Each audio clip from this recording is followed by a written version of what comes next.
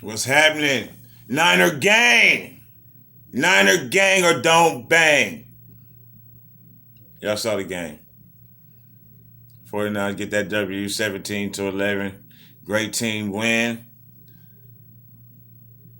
Man, it feels good to have football back. I can't even tell you. Jimmy looked pretty good today. I'm seeing already, online things like, why do we draft Trey Lance? Shout out to Trey Sermon too. I'm all over the place. Shout out to Trey Sermon. Man, your first time stepping foot on the field in the NFL, you went down, probably with a concussion. That was scary. But Jimmy played real good, man. He was solid. All he does is win.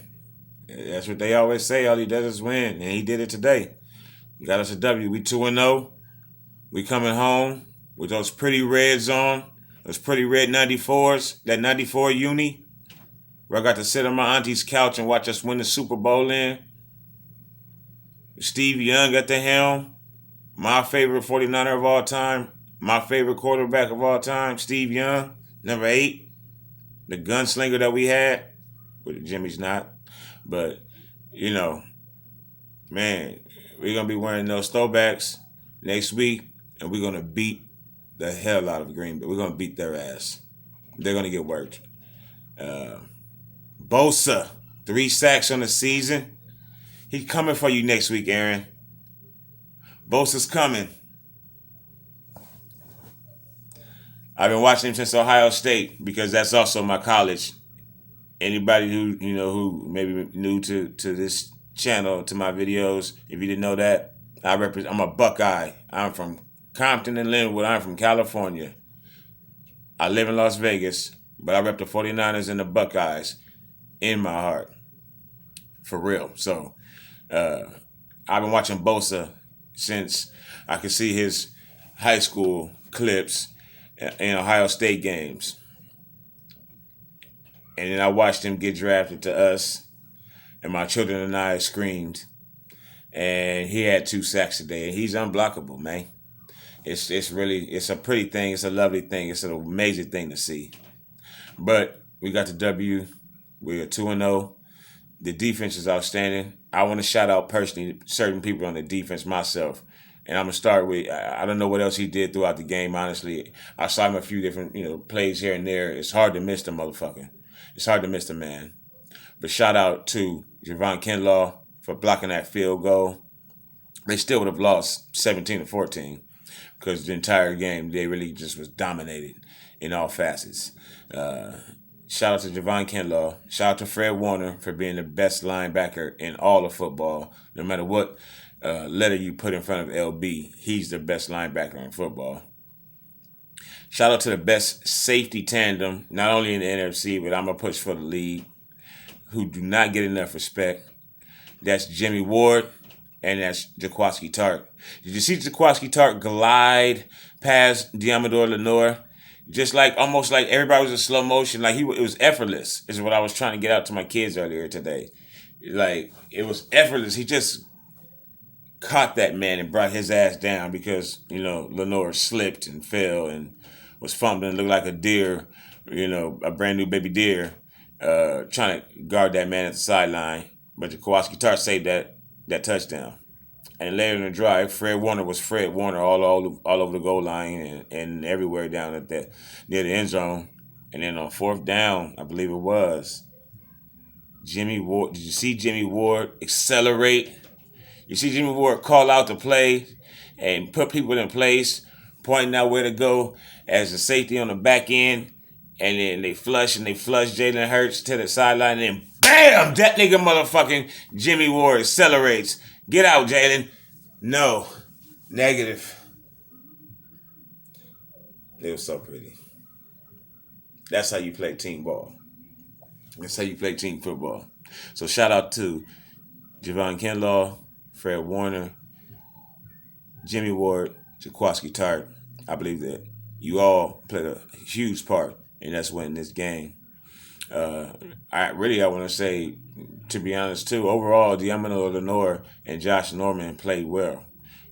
They had the receivers on lock. There was pressure, I think, from the defensive line. I saw Warner blitzing quite a bit this time. I don't think he got home really anywhere at any time throughout the game, but I saw him coming a few times. So it's clear he's going to be blitzing throughout the season more, much more than he has in the past. I really like our defense, man. I'm really messing with it for real. And then we had Lenore and Norman out there on the sideline, and I think that they held them receivers in check. I think that yes, Josh Norman was pass interference and throughout the game because he was having a hard time maybe keeping up with that young Bambi again, another deer, uh, Devontae Smith from the Eagles. I think he had a hard time necessarily covering him. He didn't have an off season, didn't have a training camp or a preseason. He's basically playing with last year's money, doing the same thing that everybody did last season, having to start the season really without, adequate practice and adequate work before the games got really going. And now he's starting the game for the 49ers, and he was just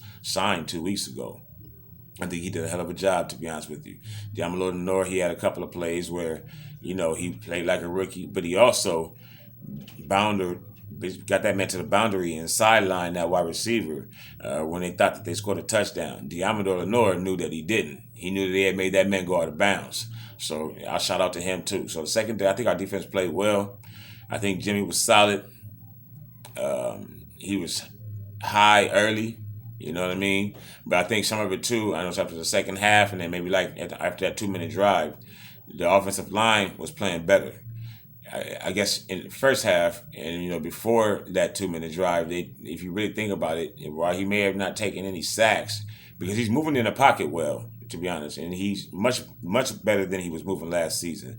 He didn't move this well last year. It's just facts. Jimmy Garoppolo did not move this well last year, inside the pocket or outside the pocket. Does he look like Trey Lance is going to look next year when he gets outside the pocket? No, he looks a little awkward, but he gets the job done. So he's moving really well. He's moving around in the pocket. He's avoiding pressure, moving up when he needs to, getting outside the pocket, running, when he needs to, picking up first downs or even just 3 yards. So he played a solid game, I think, sincerely. He played a good game, man. He settled down, I think, and then he got it to the point where he was hitting receivers in stride after that 2 minute drive. Well, maybe not in stride, but he was hitting them at least in the numbers or close to their arms, not, above their heads and nearly throwing picks to safeties. So he settled down. The run game, I don't know. I haven't had a chance to look at the stats and see if we even eclipsed 100 yards rushing as a team. I guess that we did, but I'm not 100% sure. We had not too many chunk runs throughout the game that I saw. We lost yards on quite a bit of plays. I don't know how we're going to fix those things, what was going on with the offensive line today. Usually when you don't call their names, it's a good thing, but I feel like we didn't call their names today because they didn't make any good blocks either.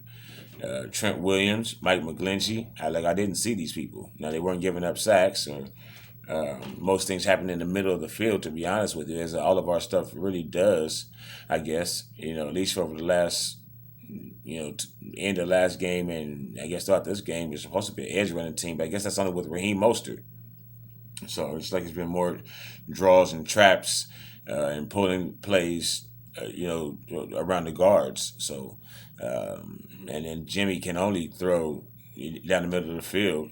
That's why when the commentator noted in this game that Brandon Ayuk can come into the game and he's down at the bottom of the screen, and that's the far side of the field. And it was a third down play. And Debo goes up and he just stops ends up just stopping just past the first down line at the top of the screen, 1-on-1. And we had twos down, double wide receivers down at the bottom of the screen, Brandon Ayuk being one of them. Commentator notates him out. I thought to myself immediately, oh, well, he's just a decoy because he was on the far hash. Jimmy can't make that throw. So I knew he was going to Debo if he was going to anybody. So, he's still limited, Jimmy, but he's playing much better. And we don't need somebody that just noticed on Facebook, of all places. Someone just noted, why did we draft Trey Lance? Not for today. These people that live in a moment. I wish I could live in a moment. I sincerely do. Or I guess I do, but I know everything is for the future. These people want satisfaction in the moment. That's what I mean more so. You have to be patient in life. life is all about patience. It's a long life, and football is a long game and a long season. So, um, you know, wanting Trey Lance to just be starting right now for what? We have to. He has to play next year too. You just seen Trey Sermon on his first play in the NFL. He could have been paralyzed. And someone's asking, why do we draft Trey Lance? Because Jimmy Garoppolo's not going to be here forever. Because even if Jimmy Garoppolo is, he's just above ordinary, to be honest. But even if he's excellent, how many years does he have? He also is injury prone. This is the second game of the season.